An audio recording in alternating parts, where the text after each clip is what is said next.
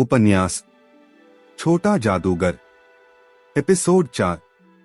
गगनचुंबी इमारतों का शहर बीजिंग जनसंख्या की दृष्टि से हमारी मुंबई से अधिक धनी और धन की दृष्टि से तो धनी है ही। महानगर पालिका की व्यवस्था चुस्त दुरुस्त। कोई हाईवे में दुर्घटना हो या भीड़भाड़ वाले इलाके में या फिर घनी बस्ती में नगर पुलिस के कारिंदे तुरंत पहुंच जाएंगे। एम्बुलेंस प्रत्येक चौराहों पर व्यवस्थित दिखेगी। कोई घटना घटी नहीं, पहुंच गए और पहुंचा आए गंतव्य स्थान पर अर्थात हॉस्पिटल। शहर इतना चमचमाता दिखेगा जैसे अपना बेंगलुरु शहर।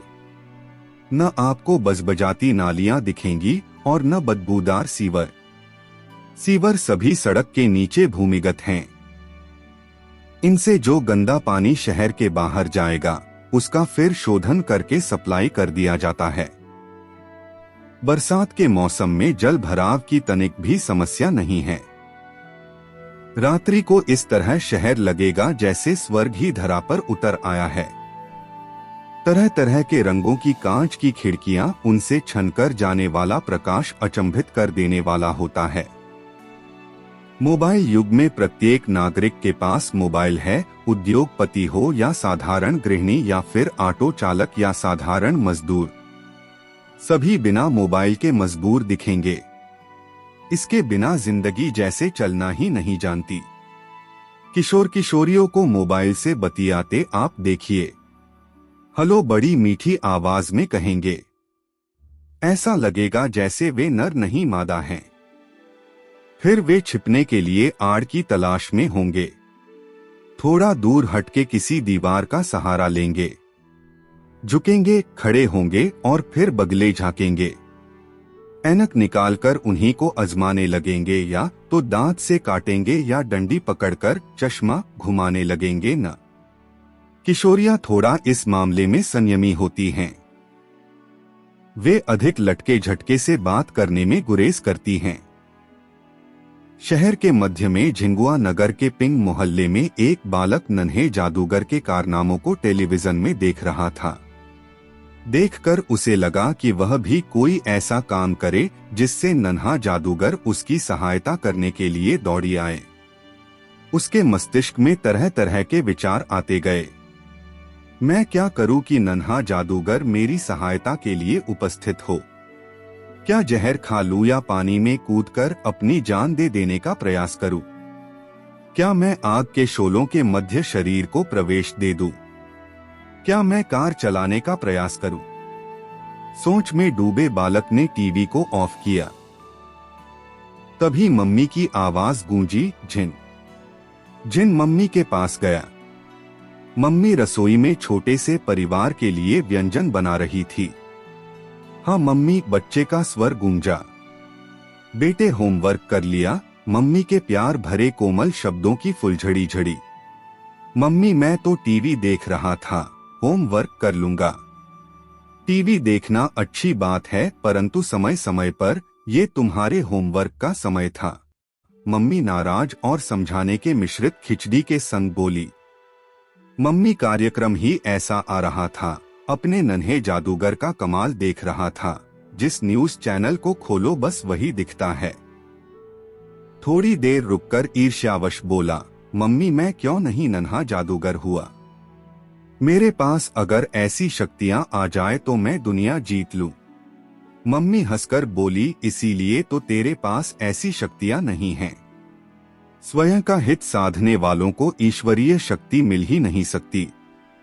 ईश्वरीय शक्ति परोपकारी और लालचहीन व्यक्तियों के पास होती है, तेरे जैसे लोभी के पास नहीं। थोड़ा मटककर बालक बोला, मम्मी आप मुझे इतना तुच्छ क्यों समझती हो? बेटा मैं तो सत्य कह रही हूँ। बालक मम्मी के खरे शब्दों को सुन ड्राइंग रूम की तरफ पैर पटकते हुए भागा। सोफे पर बैठकर मुंह फुलाए बैठा रहा, फिर अपने आप ही शांत हो गया। मम्मी सही कहती है, मेरे विचार अपने हित साधने वाले हैं, पर हित की बातें मेरे ज़हन में गई ही नहीं। देखो नन्हे जादूगर को, वह दूसरों की सहायता के निमित्त ही अपना कार्य छोड़कर जाता है। मुझे भी ऐसे बनना चाहिए। जब मम्मी ही ऐसा कह रही हैं, तो अन्य की नजर में मैं तो और भी बुरा होऊंगा। मैं अपने को सुधार दूंगा। बालक इन्हीं उधेड़बुन में था, तभी अचानक उठा और टीवी को ऑन किया। टीवी में नन्हे जादूगर का कार्यक्रम अब भी आ रहा था। उसने ध्यान देना प्रारंभ किया। नन्हे जादूगर का साक्षात्कार था। वह अब अपने देश जाना चाहता है। उसे चीन बहुत अच्छा लगा और उससे भी अच्छा यहाँ के लोग और उनकी संस्कृति। बालक के मुंह से निकला, क्या नन्हा जादूगर चला जाएगा? थोड़ा रुककर, नहीं, उसे अभी नहीं जाना चाहिए। कुछ दिन और रुकता तो मजा आता, उसके कारनामे देखने सुनने को मिलते। बालक ने टीवी बंद कर दिया। उसने यकायक सोच डाला कि अब वह उससे मिलकर ही दम लेगा। बिना मुझसे मिले वह जा ही नहीं सकती। मैं अभी उससे मिलना चाहता हूँ। उसने जुनून में ये शब्द कह डाले और खिड़की के पास गया। खिड़की खुली थी। हरे हरे शीशे की खिड़कियां सुंदर दिख रही थी।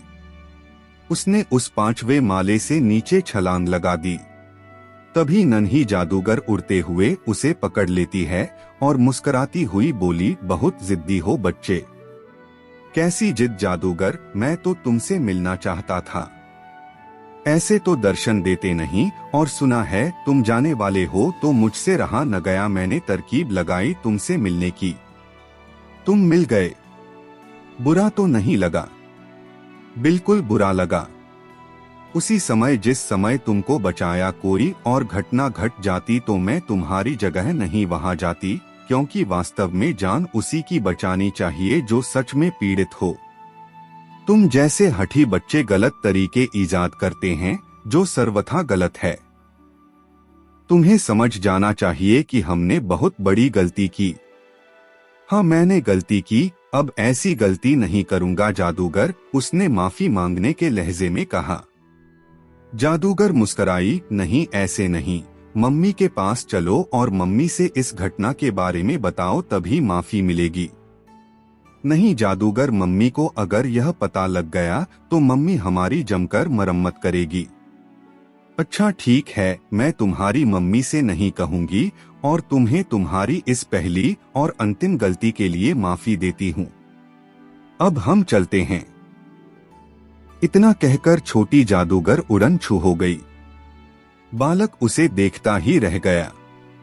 नन्ही जादूगर बादलों में खो गई। कॉटेज में मम्मी पापा के साथ छोटी बड़ी अपनी पैकिंग करने में जुटी हैं। मम्मी पापा बच्चों को लेने कल ही भारत से जियान शहर आए थे। तभी फोन की घंटी बज उठी। दीदी ने फोन उठाया। हेलो, कौन?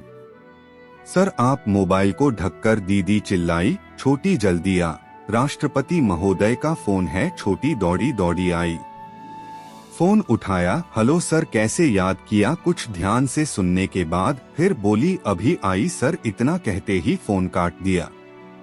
दीदी, राष्ट्रपति ने हमें किसी उद्देश्य के लिए आमंत्रित किया है, अवश्य ही कोई विशेष उद्देश्य होगा, छोटी ने बड़ी से कहा। बड़ी कुछ पल के लिए बुदबुदाई, उद्देश्य क्या हो सकता है? फिर बोली, चलो वहीं चलकर पता करते हैं। छोटी ने तुरंत रोका, नहीं दीदी, तुम यहीं रुको, हम अभी आते हैं। इतना कहने के बाद छोटे जादूगर ने डिबिया जेब में डाली और अदृश्य हो गई। राष्ट्रपति महोदय एक कमरे में बैठे कुछ सोच ही रहे थे, तभी छोटी दृष्टिगत होती है। अच्छा हुआ छोटे जादूगर जो तुम तुरंत आ गए। सुना है तुम अपने देश वापस जाना चाहते हो। हाँ, मम्मी पापा मुझे ले जाने के लिए आ गए हैं। पैकिंग कर ही रहे थे कि आपका फोन आ गया। हम उपस्थित हैं आपके समक्ष। बोलिए सर, किस उद्देश्य के लिए याद किया? नन्हे जादूगर, मेरा देश इस समय ऊंचाइयां छू रहा है, प्रगति कल्पना सरीखे है। 12% की दर से सकल घरेलू उत्पाद बढ़ रहा है, परंतु मुझे कुछ युवाओं का नशीले पदार्थों की तरफ झुकाव होते देख बड़ा कष्ट होता है। अगर इसी दर से युवा नशे के आदी होते गए तो एक दिन प्रत्येक घर का बच्चा नशेड़ी होगा। इस स्थिति में मेरे देश का क्या होगा? तुम समझ सकते हो मेरे लिए क्या आदेश है? बस दबोच लो उन अड्डों को जहां से ये मादक द्रव्य आते हैं। क्यों न हम उनकी जड़ ही खत्म कर दें? यह तो बहुत ही अच्छा होगा। तो हम चले मिशन नशा मुक्ति के लिए। बाल मन ही तो छोटे जादूगर के दिमाग में एक खुराफात सूझी। उसने उड़ना प्रारंभ कर दिया। हनुमान की तरह उसे उड़ने में बड़ा मजा आ रहा था। वह बीजिंग की गगनचुंबी इमारतों में से एक थी। सीयर्स टावर की सबसे ऊंची मंजिल को स्पर्श करते हुए उड़ी जा रही थी। नीचे देखने पर उसे भवन बॉक्स जैसे लग रहे थे। उसे शरारत सूझी, हवाई मोटरसाइकिल जादू से बनाई और उस पर सवार हो गई और चली जा रही थी। शहर के बाहर उत्तर कोने में पहुंचकर उसने मोटरसाइकिल सड़क पर उतारी। एक पल के लिए ठहरी और सामने से आ रहे ट्रक से एक बुढ़िया के टकराने से पहले हवा में गोता लगाकर बिजली की फुर्ती से उसे बचा लिया। मोटरसाइकिल गड्ढे में जा गिरी। बुढ़िया उसे देखती रह जाती है। इतनी छोटी बच्ची और उसने मेरे जैसे बड़े शरीर वाली को बचा लिया। बला की ताकत और बला की फुर्ती है इसमें। क्या सोच रही हो दादी जी? बुढ़िया चीनी भाषा में कुछ बोली। छोटा जादूगर समझ गई। वह चकित है ऐसे अद्भुत कृत्य से। छोटे जादूगर ने चीनी भाषा में उसे बता दिया कि यह उसके लिए कुछ भी नहीं है, क्योंकि वह है नन्ही जादूगर। बुढ़िया ने प्यार भरे लहजे से उसे आशीर्वाद दिया। आशीर्वाद वही जाना पहचाना सा जुग जुग जियो, परंतु था शब्दों का हेरफेर। उसने चीनी भाषा मंडारिन में कहा था। छोटे जादूगर ने आज्ञा मांगी। बूढ़ी दादी ने हाथ हिलाते हुए रुखसत किया। नन्ही जादूगर हवा में उड़ चली। उसकी गड्ढे में गिरी मोटरसाइकिल अदृश्य हो गई। उड़ते हुए वह अब जंगल में प्रवेश कर चुकी थी।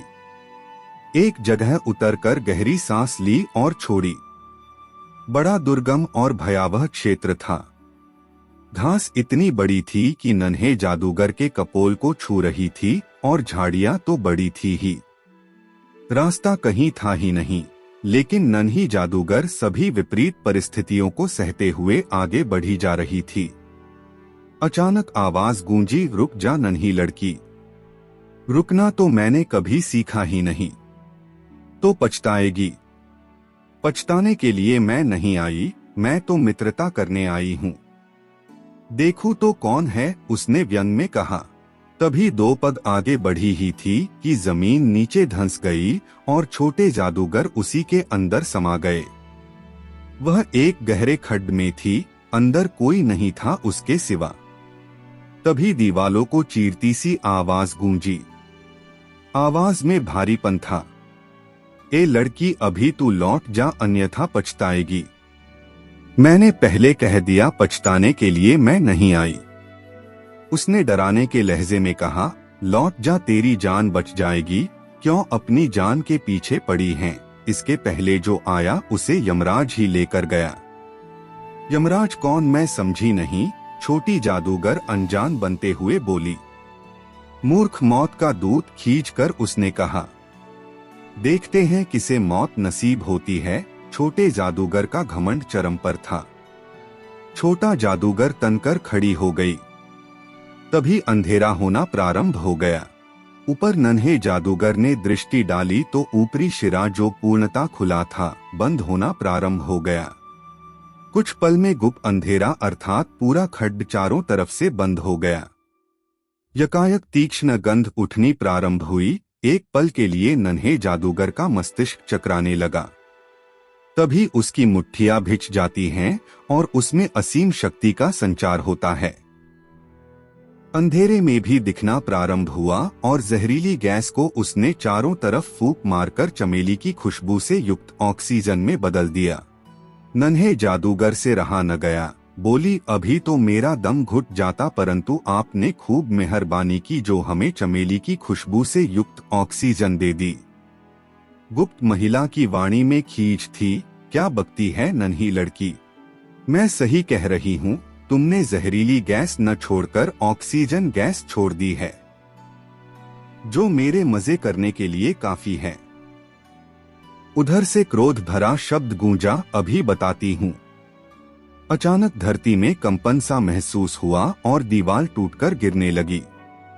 नन्हे जादूगर ने अपने आप को बचाना शुरू किया। कभी इधर कभी उधर होने लगी। जब उसने समझ लिया कि यह खड्ड जमींदोज हो जाएगा, तो वह तेज छलांग ऊपर की तरफ लगाकर ऊपरी परत को तोड़ती हुई बाहर आ निकली।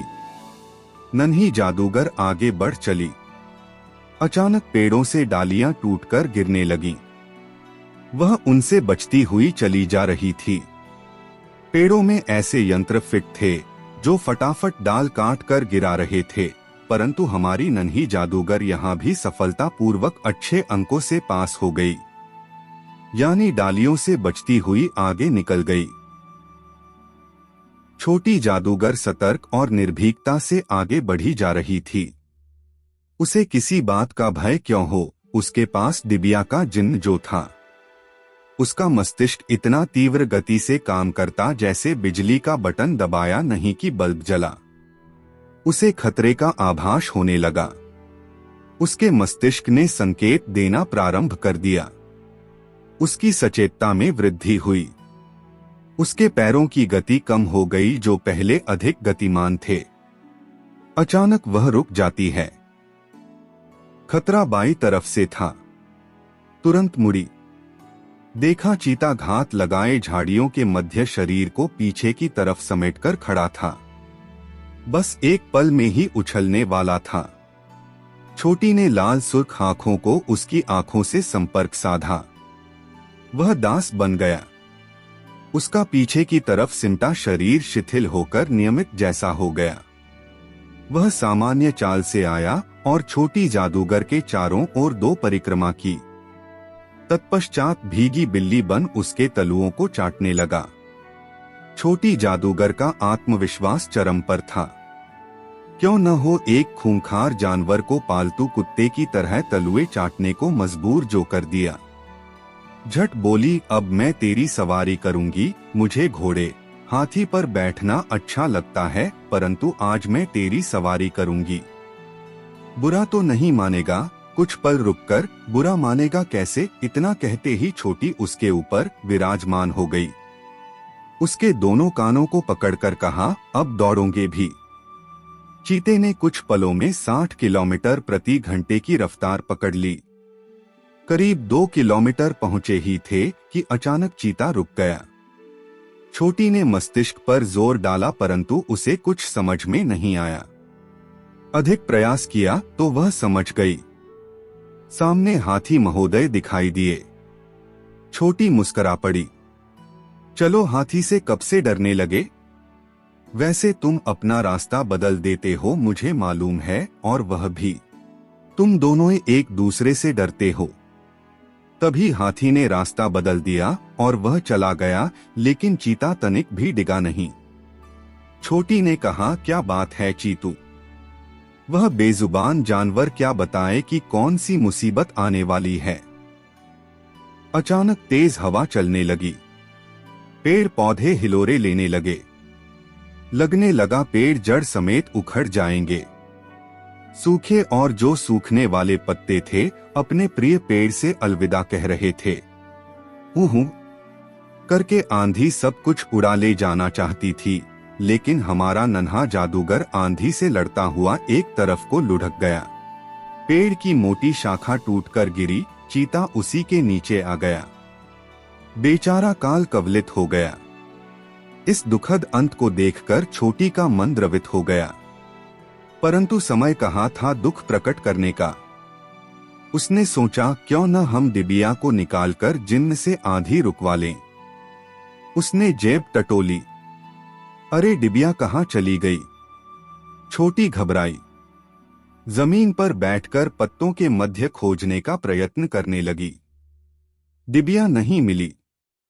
थक हार कर वह ईश्वर को पुकारने लगी, परंतु ईश्वर तो नहीं आए। मैले कुचाले कपड़े पहने एक भद्दी बुढ़िया प्रकट हुई। मोटी मोटी खिचड़ी भौहें, बड़े बड़े दांत, लंबा हरहरा बदन, दाहिने हाथ में एक मनुष्य की खोपड़ी लिए वह बुढ़िया तेज ठहाका लगाकर हंसी। उसकी हंसी से छोटी भयभीत हो गई। क्यों लड़की, कैसा लग रहा है? व्यंग में बोली। तुम कौन हो? छोटी घबराकर बोली। मुझे नहीं जानती, जादूगर होकर एक जादूगर को नहीं पहचानती। मैं हूं नगला डाइन। नगला डाइन। Thanks for watching. और भी इंटरेस्टिंग कहानी सुनने और देखने के लिए इस चैनल को सब्सक्राइब करें।